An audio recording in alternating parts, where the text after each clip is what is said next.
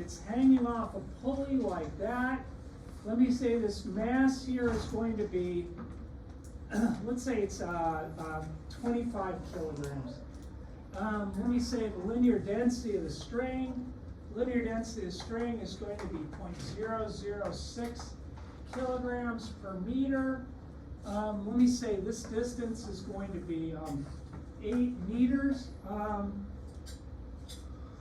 How long would it take for a vibration to travel the length of the string?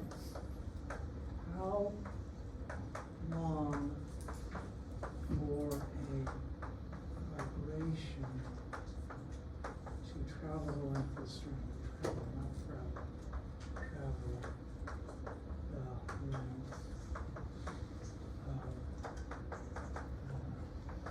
string.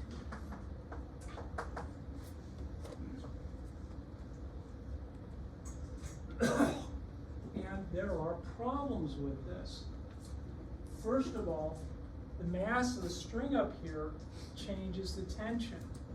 The mass of the string that goes from here to here changes the tension.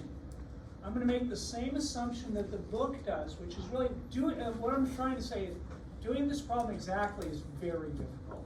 It's really, really tough problem. But if I say the mass of this string is so little compared to this mass, and the mass of the string here is so little compared to this mass, I'm just going to ignore the effects of gravity on this piece of string and on this piece of string, and then it's not too bad to do.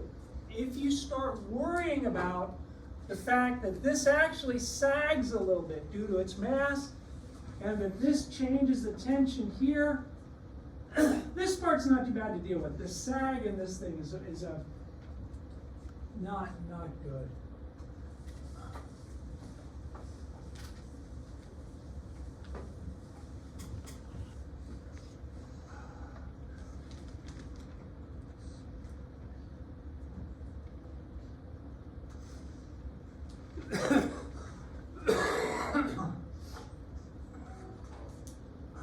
You would say the distance equals the velocity times time. The distance is 8 meters. 8 meters has got to be equal to the velocity times the time. If I can figure out the velocity, I'd be done. The velocity is going to be equal to the square root of the tension divided by the linear density.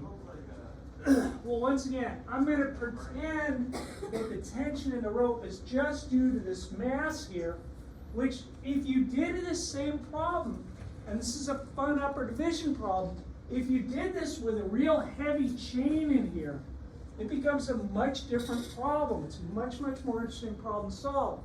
But I'm not going to get into that at all. I'm going to say the tension is that's just going to be m times c, so that's 25 kilograms times 9.8 meters per second squared, divided by the linear density, which is 0.006 kilograms per meter.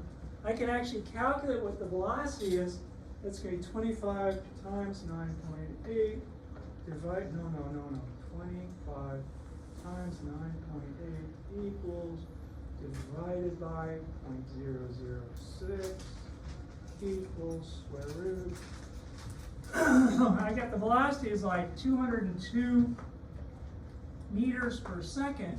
So now I can go back here and I can say 8 meters is equal to 202 meters per second times t, and I can solve for the time that it's going to take. It's actually pretty long. It's like 0.0395 seconds, something like that. Okay. This will come up, and I will come back. I can do some fun things with this. We'll do some fun things with this later on. But I do want to talk about something else kind of quickly that I haven't done.